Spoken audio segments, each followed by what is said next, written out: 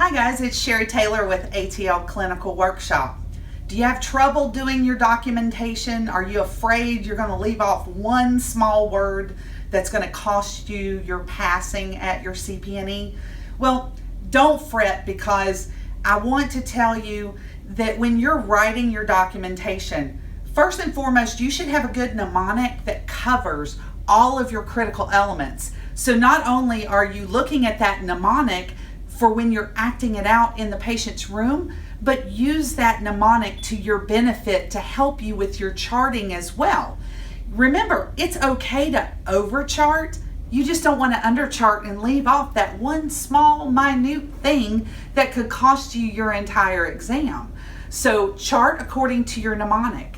If you forget your mnemonic, then chart according to your story. Just close your eyes and envision, what did I do in that patient's room?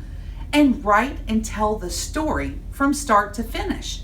The more detailed, the better off you're going to be. So you don't have to be stressed over, what am I going to chart?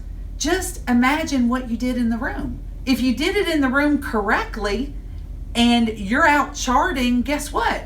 You covered all your critical elements while you were in the room. So paint the picture of what you just did. Just do a recall of the story and tell your story. It's that simple. If you want more information, visit our website, atlclinicalworkshop.com.